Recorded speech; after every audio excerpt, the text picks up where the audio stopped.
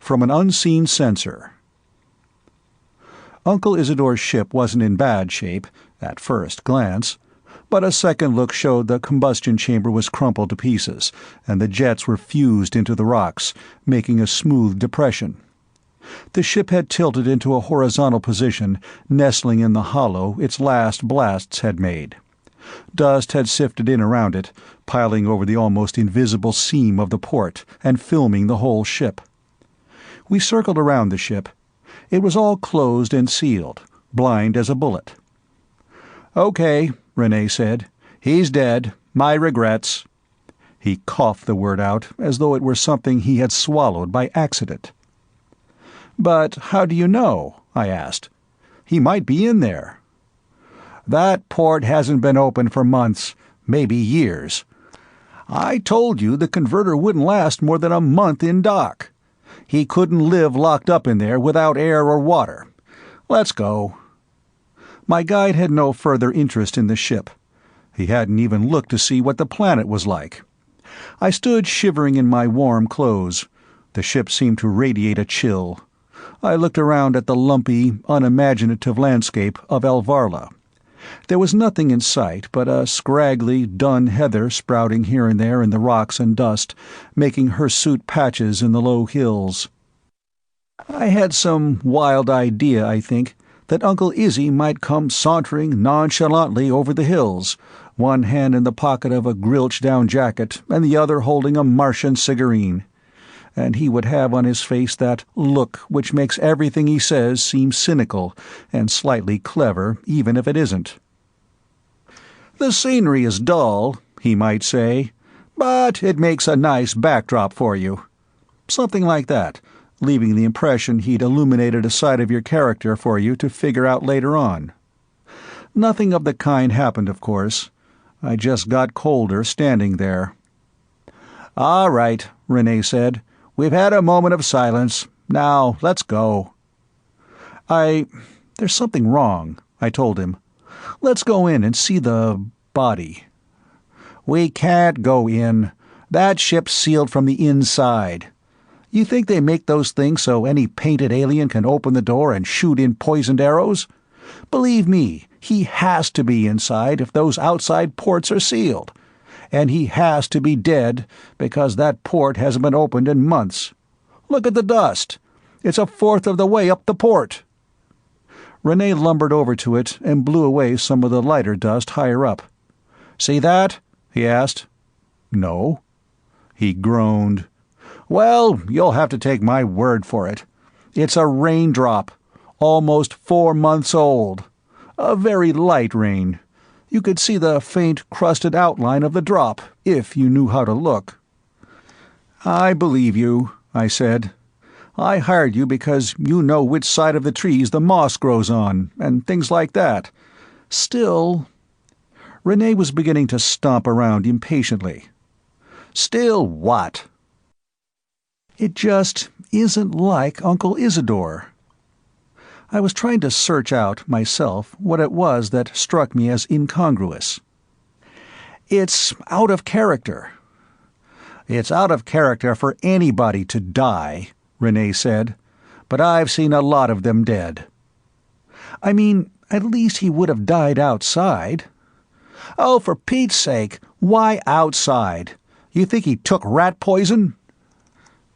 I went around to the other side of the spaceship, mostly to get away from Rene for a moment. I'm only a studs and neck-clasp man, and Rene had 20 years' experience on alien planets. So he was right, of course, about the evidence. There was no getting around it. Still, I circled back around to where Rene was smoking his first cigarette since we left Earth. His face was a mask of sun-baked wrinkles, pointing down to the cigarette smack in the middle of his mouth. "Uncle Izzy wouldn't die like an ordinary mortal," I said. "He'd have a brass band, or we'd find his body lying in a bed of roses with a big lily in his hand. Or he might even disappear into thin air. But not this." I waved a hand toward the dead ship. "Look," Rene said. "My job was to find your Uncle Isidore. I've found him. We can't get inside that ship with anything short of a matter reducer, which I don't happen to have along since they weigh several tons. You'll have to take my word for it that his body's in there. Now, let's go home." He managed to talk without moving the cigarette at all. "You said a week," I reminded Renee. "I said if I didn't find him in a week, then he wasn't there. I found him. I'm sorry if he was your favorite uncle or something. As a matter of fact, I never liked him. He was frivolous. He never had a job. He thought life was a big game. Then how come he got so rich?" "He always won." "Not this time, brother. But if he's not your favorite uncle, why all this concern?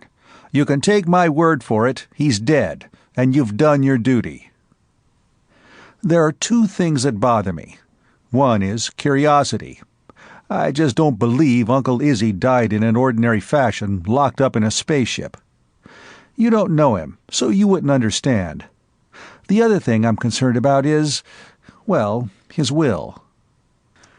Renee barked a couple of times. I had learned this indicated laughter. "I figured what you were really after was his money." Under my yellow overskin, I could feel myself coloring. That wasn't at all the point. I'd mortgaged Mother's bonds to finance this trip, confident that Uncle Izzy would make it good when we found him. If I couldn't get Mother's bonds out of Hock, she'd have to live out her life in a comfort park. I shuddered at the thought. Uncle Isidore must have known that when he radared for help. He must have provided some way. "You said a week, and we're staying a week," I told Renee, as authoritatively as I could manage. "You haven't actually showed me Uncle Izzy's, corpus delicti, so I have you on a legal technicality." I didn't know whether or not this was true, but it sounded good. "All right, we'll stay." Renee spat the sentence out onto the ground. "But if you think I'm going to do any more looking, take another guess." He tramped back into his own ship, leaving the outside port and the pressure chamber open. If only Uncle Izzy had done that. I went over his ship inch by inch, feeling with my hands to be sure there was no extra door that might be opened. Renee would have laughed, but I was beginning to build up antibodies against Renee's laughter.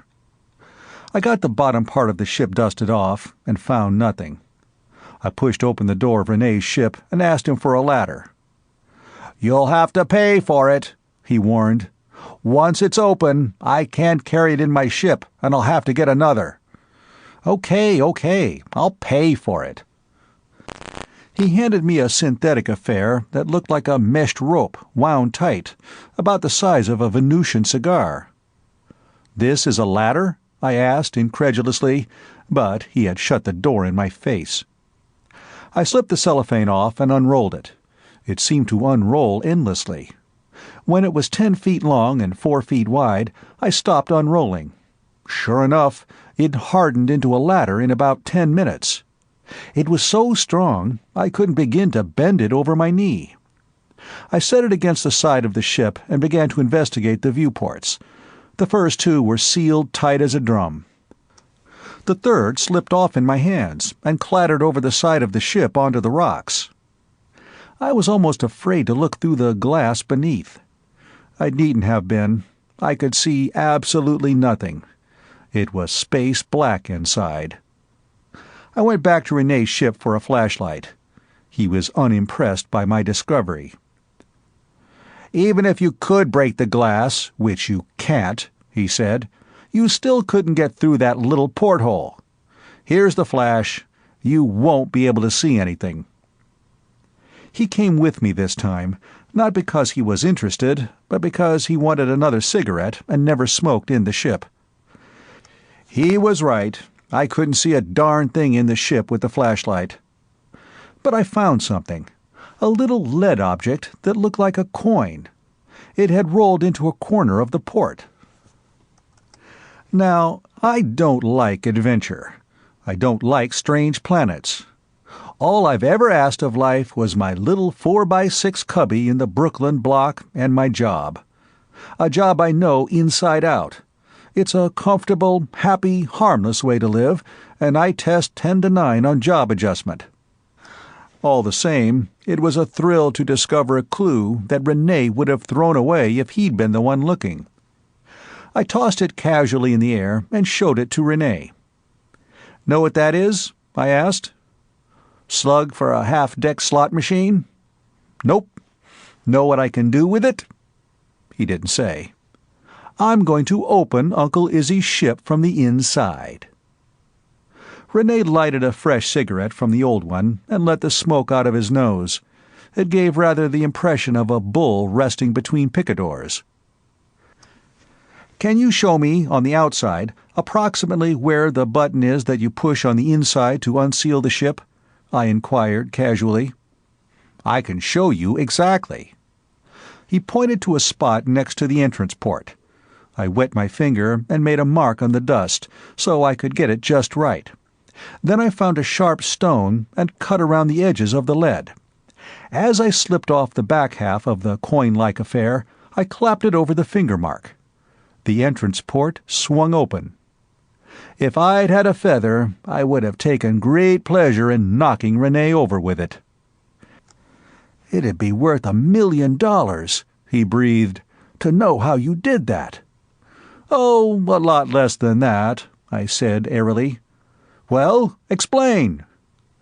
"Uncle Isidore had set it up," I told him, using the same patiently impatient tone he used on me. "He knew I'd recognize that lead coin. There was a cufflink in it." "A cufflink?" "A studs and neck-class man has to know about cufflinks, too. This happens to be an expensive cufflink, but worth only about a year's salary, not $1 million. They're held together by a jazzed-up electromagnetic force rather than by a clasp. This force is so strong it would take a derrick to pull them apart. The idea is to keep you from losing one. If you drop it to the floor, you just wave the mate around a little and it pops up through the air." "How do you get them apart?" "Just slip them sideways, like a magnet. You can sheathe them in a lead like the one I found to cut down the attraction. This is how they're packaged. You don't know about them because they're not advertised. That keeps them a luxury item, you know." "So, your Uncle Isidore pasted one of them on the port button." "He didn't have to paste. All he had to do was stick it on.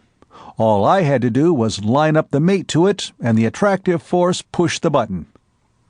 "That's very neat," Renee said.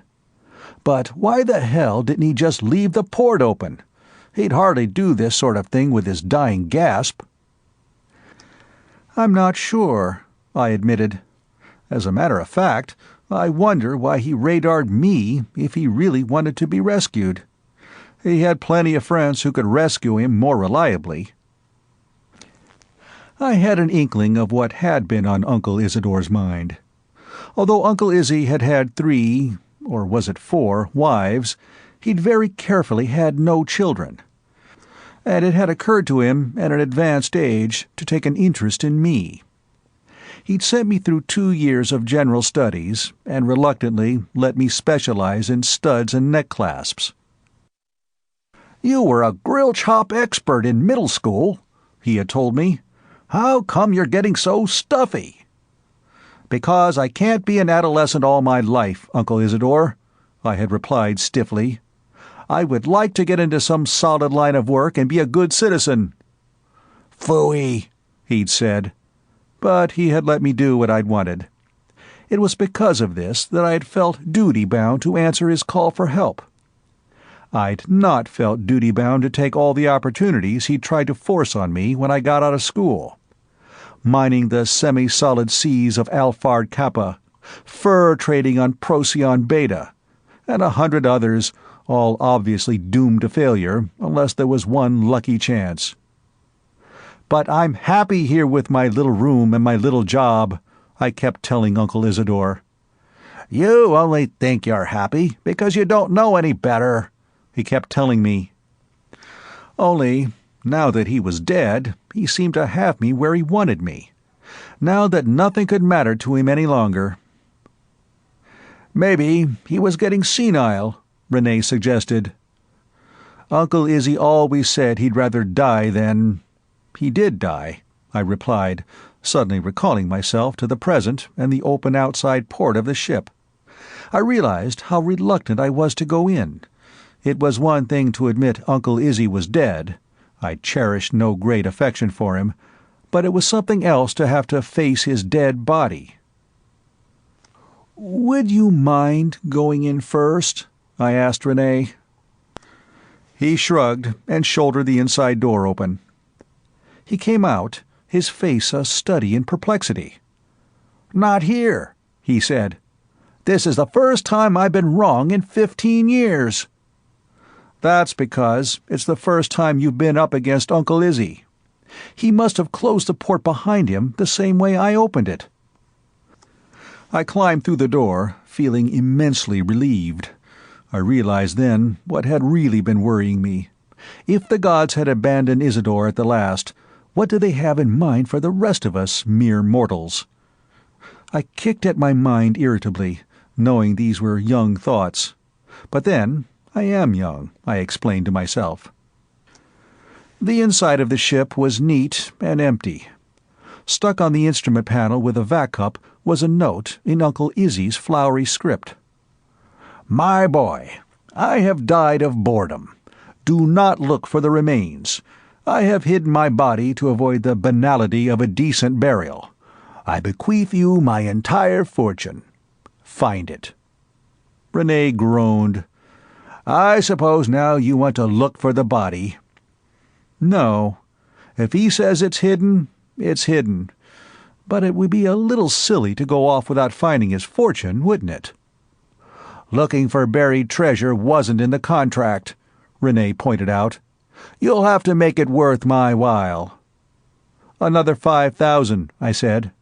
"Make it 10, payable if I find it." "Suppose I find it." "Don't be ridiculous. You'd be a fool to take 2 steps on this planet without me." He was right, of course, and if we left, I wouldn't get anything. I thought of Mother living by the bells at a comfort park. "All right," I said. "What form was his fortune in?" Renee asked. "Money, bonds, Polarian droplets? It would help to know what I'm looking for." "I have no idea," I confessed. "Ordinarily, it would take a computer to figure out Uncle Isidore's financial affairs, but he'd have been perfectly capable of selling out everything and taking his entire fortune along with him for some new project." Renee had skillfully unscrewed the instrument panel, and he lifted it off and began poking inside and removing mysterious bits of machinery. "That makes it harder. You don't know whether he sold out or not?" "I have no idea. He might have all his money piled in the locker of the whist club of Sirius Beta. In that case, we look for a key. Or he might have a block of erythrium buried somewhere. Your guess is as good as mine." "If he's dug up the ground," Renee said, "I'll recognize the spot. But that'll mean walking over every inch of ground for a day's journey around.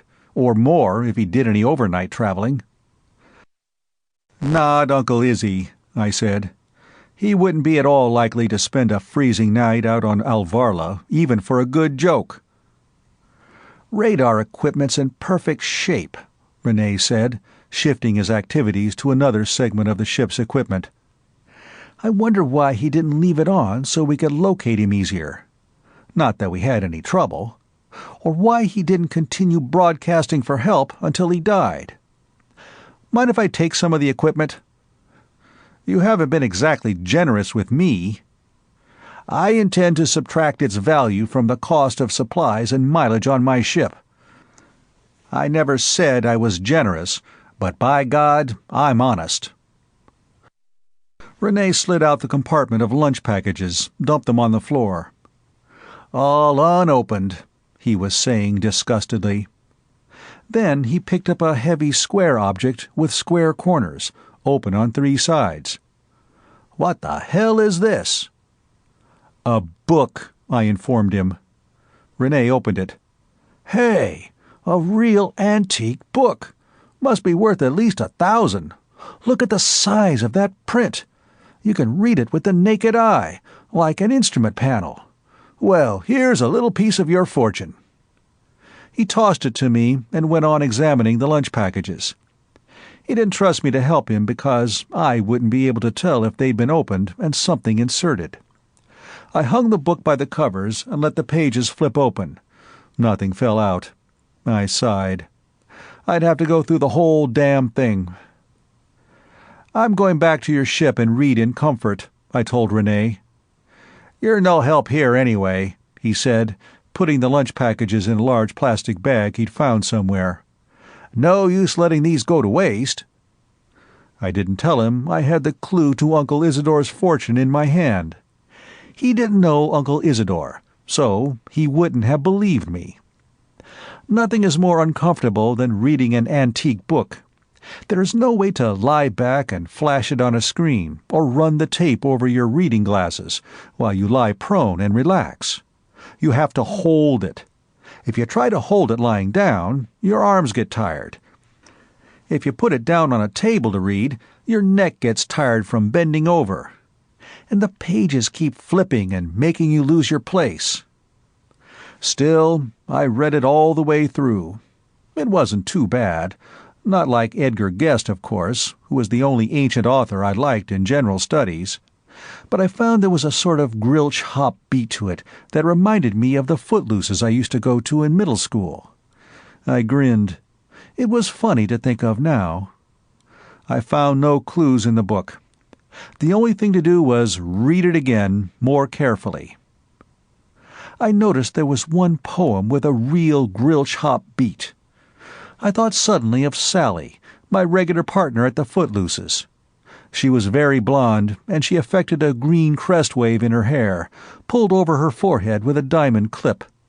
She was a beauty all right, but she was a little silly. And she had that tendency to overdress. No, I sighed, she wouldn't have done for a studs and neck-clasp man. But I couldn't help wondering where she was now and what she was like now.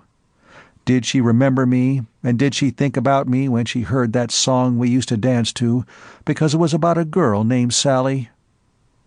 Once I knew a girl named Sally. Met her at a Footloose rally. I began humming the old Grilch hop tune to the ancient poem in Uncle Algy's book. It was fantastic how closely it fitted, though of course the words in the poem were plain silly. But imagine finding a poem with a perfect Grilch hop beat before anybody even knew what a Grilch was. Before Venus was even discovered. Jump on both feet. Hop 3 times on left foot. Jump. Hop 3 times on right foot. The rhythm was correct, right down to the breakaway and 4-step at the end of each run. It was while I was singing this poem to a Grilch hop tune that I noticed the clue. The poem was named The Dodo, and the rhyming was very smooth until I came to the lines, "Though thy crest be shorn and shaven, though, I said, art like a raven, ghastly, grim, and ancient dodo, wandering from the nightly shore, tell me what thy lordly name is on the night's Plutonian shore." Quoth the dodo, "Isidore." Now, the author had gone to a lot of trouble in the previous verse not to break the Grilch hop rhyme scheme. He made "thereat is" rhyme with "lattice," and "that is." Why did he follow shaven and raven with dodo? Furthermore, it had not struck me the first time I read the poem quickly that there was anything odd about a bird being named Isidore. People who keep pet Grilches frequently name them after famous reed players, and Isidore is a common name. On the other hand, it was my uncle's name, and the word dodo didn't rhyme as it should. I got out a magnifying glass to examine the ancient print. Sure enough, it had been tampered with. The print looked so odd to me anyway, I hadn't noticed the part that had been changed. But it was obvious under the glass that dodo had been substituted for a word of almost equal length. The same with Isidore. I went over the whole poem now carefully to see which words had been changed. There weren't many. White in a couple of places, Dodo and Isidore wherever they occurred. An O in the line, perfume from an unseen censor. S in the line, wretch I cried, Isidore hath sent thee. Sitting back, I thought about what I had read. It made no sense at all. Was I to look for a white bird, grim, ungainly, ghastly? And what if I found him? Why was he like a raven? What was this perfume from an unseen censor? I could picture the ghost of Uncle Isidore, knowing his financial imagination, as the unseen censor, because he always criticized me. Was I to look for perfume? Did he have a fortune in perfume stowed somewhere? It seemed to me it would take an awful lot of even the most expensive perfume to comprise a fortune. I decided to start with the bird. I went outside Renee's ship and looked around. No birds. "Renee," I called. He was still looking through Uncle Izzy's ship. "Have you seen an ungainly white bird around?" "What?" he snapped, sticking an indignant face out of the door. "I guess you haven't. Can your woodsy lore tell if there are birds on this planet?" "Obviously," Renee said. "I don't know why you can't find your own spoor. I noticed the droppings immediately." "Where are the birds?" "How the hell would I know?" But he couldn't contain his special knowledge. "They're probably night birds," he said. "Oh, yes." It checked. "Wandering from the night's Plutonian shore." He looked at me suspiciously. "You ever had a nervous breakdown?" "I have not. I test 10 to 9 on job adjustment and 10 to 8 on life adjustment." "Some people crack on alien planets," he said. "I have a padded room in my ship. You'd be surprised how often I have to use it." I told him about the poem I found in Uncle Izzy's book. "We look for a white bird," I said, "or perfume." "You're nuts," he pointed out with some justice, because he hadn't known Uncle Isidore. "How do you know these changes weren't made by somebody else a long time ago? Maybe this ancient printer printed it wrong and had to change it afterward." I don't think they were that primitive back then.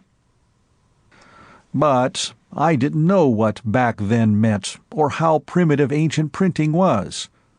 All I knew for sure was that as the poem stood, it sounded as if somebody had loused up a perfect grill-chop rhyme. And Uncle Izzy knew I was a grill-chop expert in middle school, and this was the only real grill-chop rhythm in the book. What's more, Uncle Izzy could depend on me to go over that book in painstaking detail, because a studs and neck-clasp man has to be good on details. "All right," I said. "You look your way, and I'll look my way." "We're not looking any more anyway today," Renee said, emerging from Uncle Isidore's ship, loaded down with removings. "It'll be night and below freezing in half an hour." "What do you think," I asked, "a dodo would like to eat?" "A what?" "The birds. I want to put something out to attract them. Crackers or something?" "I think you're crazy. If you have any idea of sitting outside to wait for them, you'll freeze to death. Not only that, there's no moon. You wouldn't be able to see your hand in front of your face." "How do the birds see?" "Maybe they aren't night birds. Maybe they migrated somewhere else." "And if I use a light, I might scare them away," I mused. "Well, maybe I'm not supposed to wait outside anyway." Renee went in and switched on the heat and lights. "Leave the outside port open," I said. "Why?" "So the birds can knock." "Can what?" "It's possible," I said, defensively. "It won't hurt anything to leave it open." "All right," he consented, curving his mouth around unpleasantly, just to show what a jackass you are." Renee had the heat turned low for sleeping and the lights off, as soon as we had eaten and fed the converter.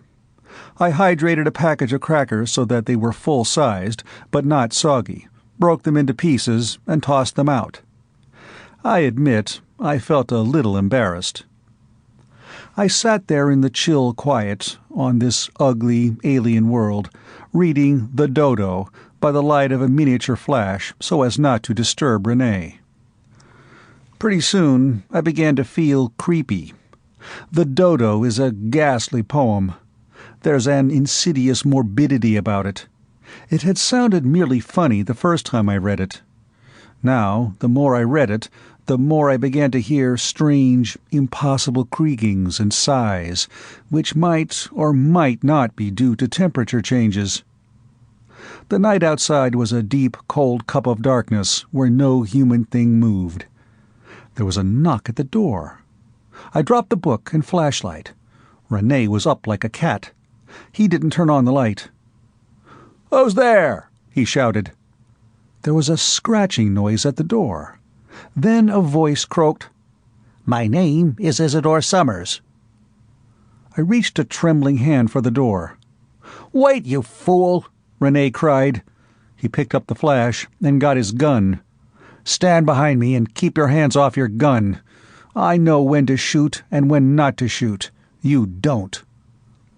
"If it's Uncle Isidore, I tell you, you've got to leave it up to me if you want to get off this planet alive. Now stand back and keep your mouth shut, no matter what happens." He kicked the door open and stood back and to one side of it. "Come in with your arms up." There was a sort of rustling sound, and in walked a huge, white, wingless bird. "My name," the Dodo repeated, somewhat plaintively this time, with a glance toward the lunch compartment, "is Isidore Summers." I couldn't help it. I rolled all over the ship with laughter. Renee looked a little shamefaced, tossed his gun onto the rack, and punched the lighting on. Obviously, the Dodo recognized our lunch compartment from familiarity with Uncle Izzy's ship. Then he looked at the alcohol tap that led from the fuel conversion. "Nepenthe?" he begged. I hesitated.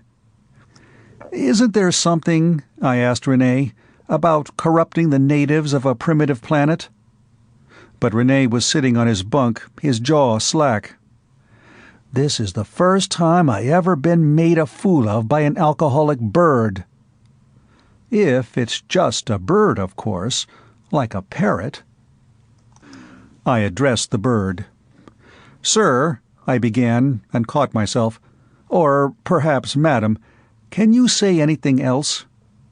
"Nepenthe," the bird said firmly. I shrugged and drew a cup. The Dodo lifted the cup and drained it in one smooth gesture. This, as it turned out, was the only thing it seemed to do smoothly.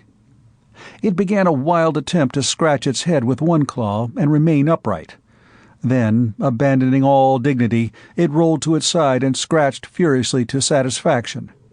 After that, it began what looked like a hopeless attempt to right its awkward body, legs struggling in the air and back bumping around the ship.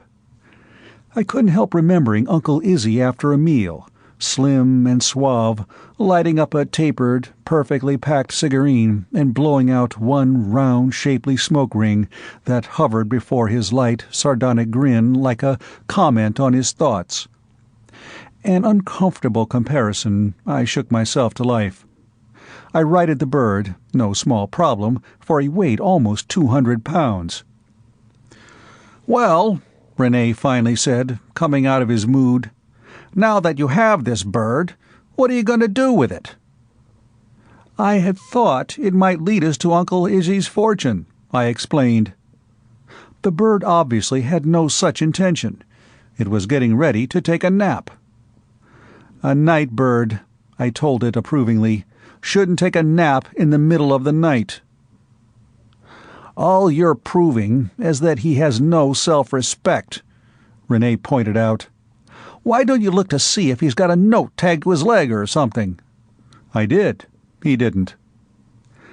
"I think this whole thing is crazy," Renee said, "but since he's a talking bird, you might ask him a few questions. Maybe he's trained to say something else." "Where is Uncle Izzy's fortune?" I asked, when I had tugged at the dodo's feathers until he opened one eye. He closed it. "Do you have a message for me?" He drew away from me irritably and closed the eye again, ruffling down into his feathers. "He may be keyed to respond to certain phrases. Try your uncle's name.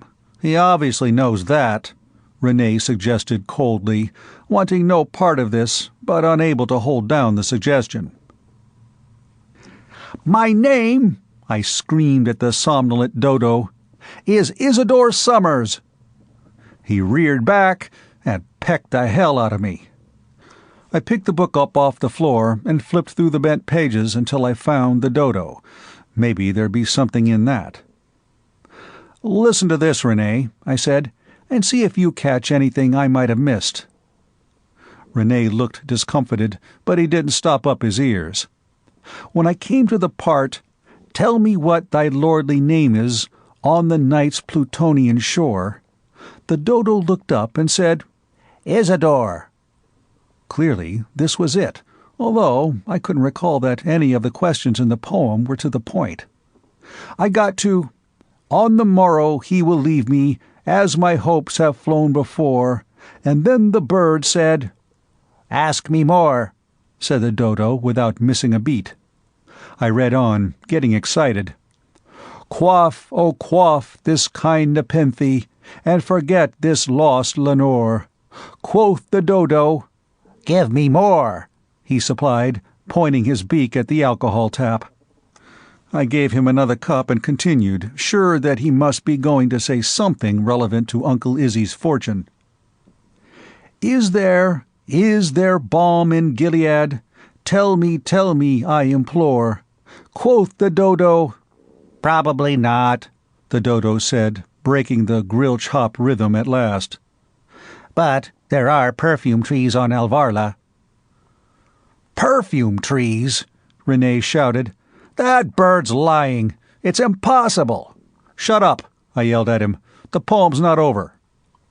I read on, somewhat ashamed of having to say such inhospitable words to a dodo who had been, after all, cooperating with me. "Take thy beak from out my heart, and take thy form from off my door." Quoth the dodo. "I was just leaving," the bird said, and struggled to his feet and went and stood by the door expectantly. I got up. "Wait," I commanded the bird, who couldn't do much else because the door was closed. "Do you know what perfume trees are, Renee?" "Yeah, I know what they are, and they don't grow on this planet. You can take my word for it. They need a warm, moist soil to germinate in. They need to have their soil cultivated every day for a year. They die fast on contact with any sort of industrial fumes. They die in captivity, like some wild animals. They die if you sweat on them.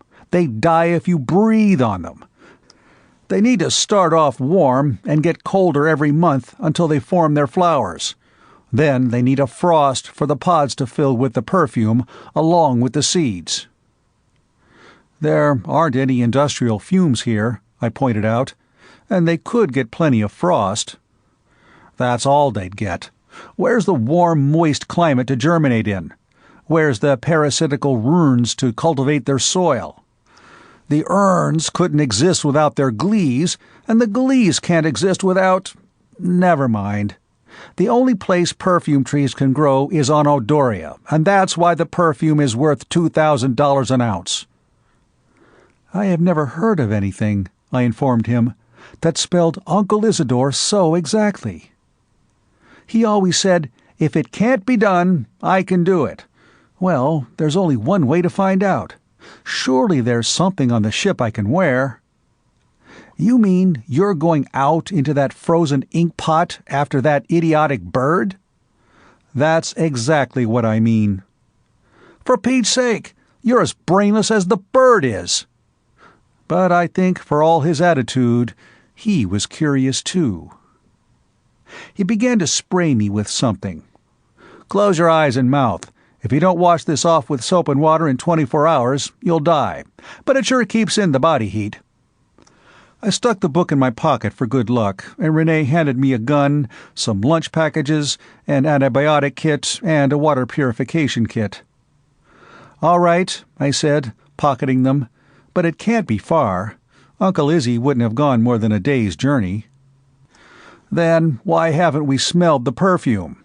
And why would he have gone through all this rigmarole when he must have known you'd searched that far?" I didn't know why. I pushed the door open. The bird hopped out, and I realized how easy it would be to lose him from the small round glow of my flash. He looked curiously at me, as though expecting something further. I looked curiously at him, wondering where he would lead to. Then he was off. There was no question of following him. That big, awkward bird ran so fast that in a few minutes we could no longer hear the beat of his huge claws on the rocks, even in the perfectly still, dry air. "How fast do you figure he's going?" I asked Renee. "How the hell would I know?" "Roughly." "Roughly? Maybe 50 miles an hour." "But that's incredible. The big point-tails on the Aldebaran Kappa can do 80 with a native on their backs." "Ah," I said, "so that's it. Maybe tomorrow night." But we could hear the drumming of the returning dodo. "Don't be stupid," Renee said. "He can't carry both of us, and you'd be a fool either to go alone or stay here alone. As a tribute to my deceased uncle, I'm going to be a fool." I stuck my flashlight into one of my many pockets and climbed onto the huge bird's back. The down beneath his outer feathers was as soft and strong as heavy fur. I dug in with my hands and feet, my head braced against the thickened part of his neck. He started off with a lurch that brought my stomach out of hiding. I kept my eyes squeezed closed. I couldn't have seen anything anyway, not even the impossible creature that was rushing through the darkness carrying me, for all I knew, straight to damnation. The night rushed past my ears into a wild keening, and it crossed my mind to wonder what Mr. Pix, my supervisor, would say if he saw me now. I had a sudden vision of Mr. Pix, even more neatly dressed than I always was, with middle-cost neck-clasp and stud discreetly shining from a plain, square-edged bag shirt and dun suit. I pictured him opening a refined little box and holding it 2 feet under the customer's eyes with a gesture of faint, unconscious supplication. A comfortable, warm, happy picture in which my place, one counter behind Mr. Pix, was reassuringly assured. Then, out of nowhere, into the picture galloped a yellow-skinned monster astride a huge white bird. It turned out to be me, and I tumbled off the bird, crying, "Mr. Pix, I don't know what came over me." But I was answered only by a multitude of squawks, rustles, and scratchings. The bird was home. I could almost see vague forms. The darkness was beginning to give a little. I was warm, itchy, and uncomfortable under whatever it was that Renee had sprayed on me. Warm? Perfume trees? All I could smell were bird roosts.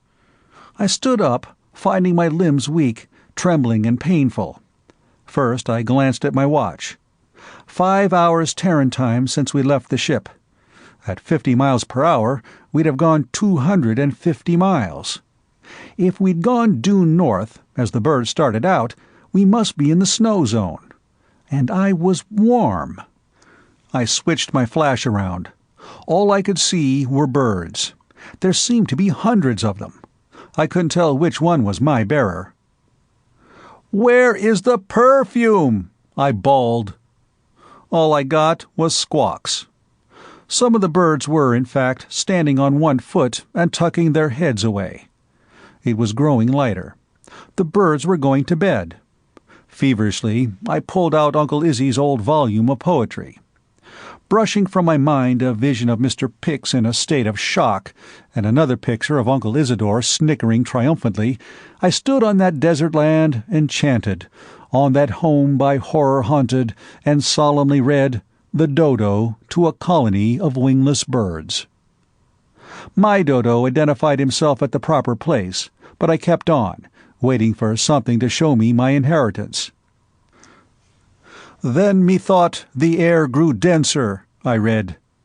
"Perfume from an unseen censor," a bird croaked from the back row. "Where?" I cried, pushing my way through the birds crowding around me in various stages of roost and curiosity. "Then," I repeated, "the air grew denser." "Perfume," the bird now in front of me said, "from an unseen censor." He began to scratch at the ground assiduously under one of the 4 dim shapes about the level of my eyes. Then he yawned gapingly, gave up, and went to sleep. I sat down to wait, because it was almost dawn and the last Dodo had tucked his head into his feathers.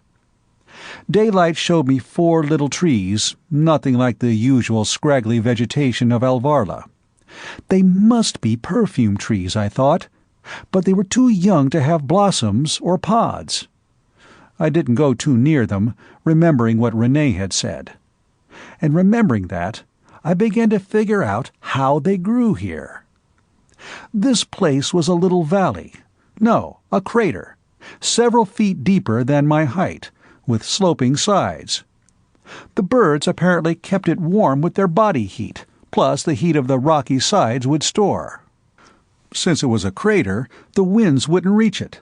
The crater made a basin to catch the snow, which I could see beginning to melt at the edges and ooze down the slope. The birds provided more than ample fertilizer, and Uncle Izzy had apparently trained at least one of them to cultivate the soil under the trees.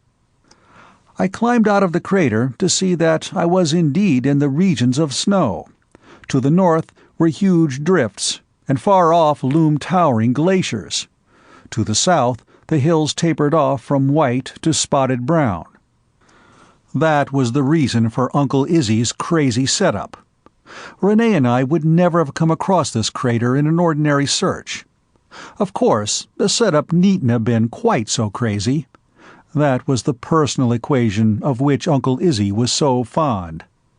The trees would, I assumed, poke their heads up over the crater as they grew, reaching toward the cold, and finally getting the frostbite to fill their pods properly.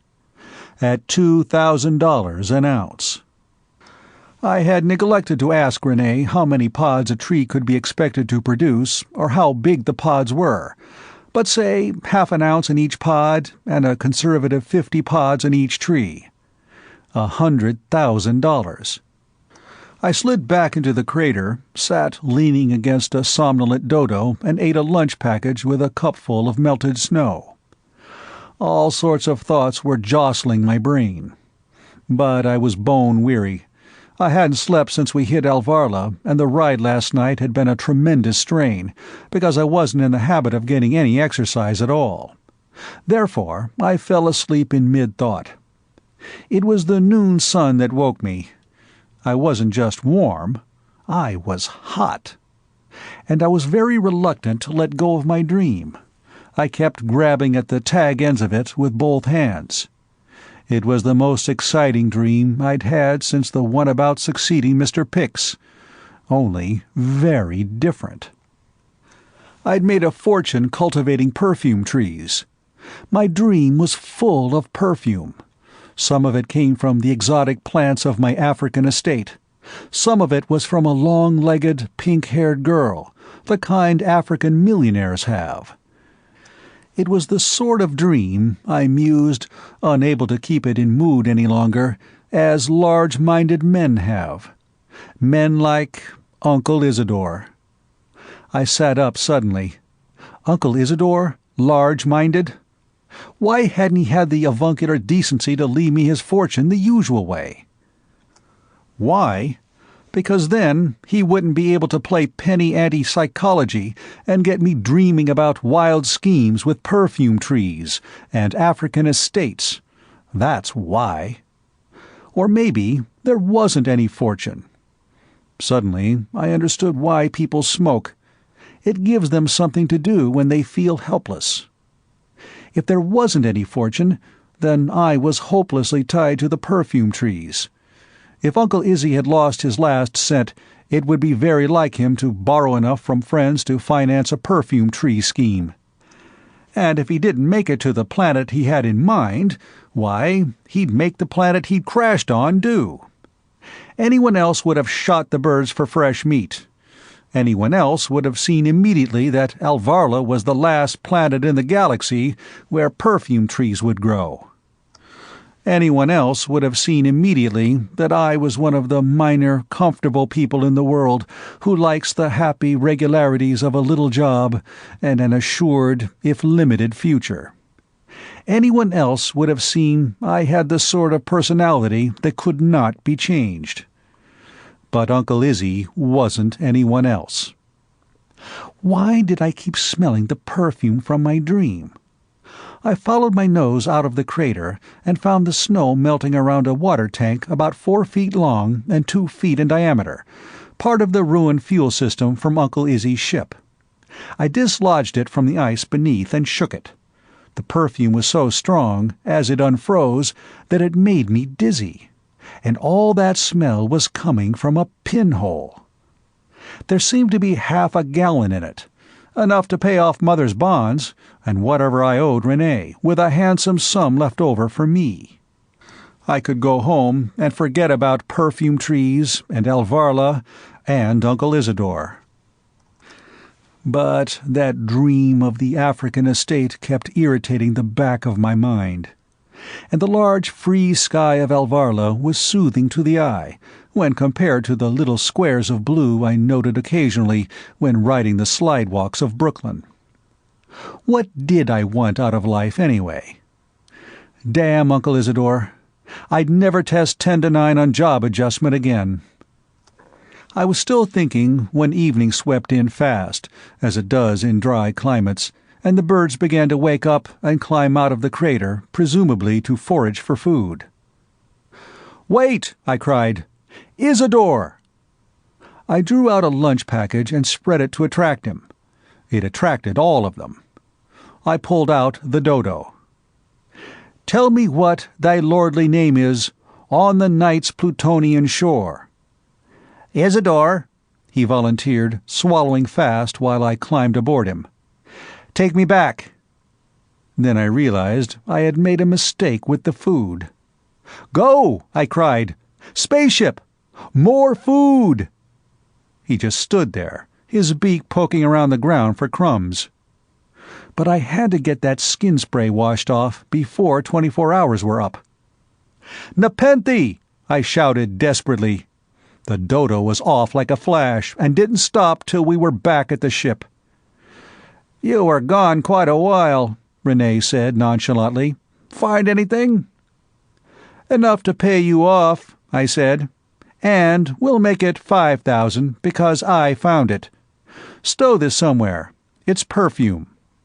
He did. "Find anything else?" "Nothing that would interest you. I'll be ready to blast off as soon as I've had a shower." Renee shrugged. The perfume, when we returned to Earth, proved to be worth what he'd said it would be. A lot of people wanted to know where I'd gotten it. "The crops on Odoria," they said, "are entirely sewed up by Odoria ink." "They certainly are," I always replied agreeably. It took all I cleared from the perfume to put a down payment on a ship and hire an expert on fertilizing perfume flowers. But this time I wanted to run the show. Mr. Pix shook his head sadly when I told him to replace me permanently. "You have a great future ahead of you in studs and neck clasps," he said. "Why not take a little time and reconsider your decision? Or—" "Nevermore," I answered. Not until 5 years later did I find out what happened to the rest of good old Uncle Algernon's fortune. I was stretched out on a gently undulating force field in my interior patio, a huge scarlet fanflower tree sifting in the sunshine. Lida, her pink hair flowing down to her knees, was just emerging from the pool of Grilch milk. She bent to an Aphrodite of Cnidos position. "Perfect," I said, and threw away my cigarette. "Depart," I told the robot, who came rolling in. "But, Master, it's the Chan of Betelgeuse, Lord of the 7 planets and the 400 moons." "Get dressed, Lita," I said regretfully. "We have company." I'd never met him, but I knew he was one of Uncle Isidore's best friends, and I felt obliged to see him. The Chan had several meals and 4 cigarines, maintaining a courteous silence all the while. Then he loosened his belt, reached into his furry pouch, and handed me a piece of copper scroll. It was a check for $5 million. "You won," he told me, "or lost, as the case may be." I just looked at him. "I was holding it in trust for you," the Chan explained, "in accordance with your Uncle Isidore's last wishes." I blew a perfect smoke ring, let it float before my face for a perfect moment, and then asked, "And suppose I had lost, or won, as the case may be?" "I was to save it to try on your son, the gods permitting you have one."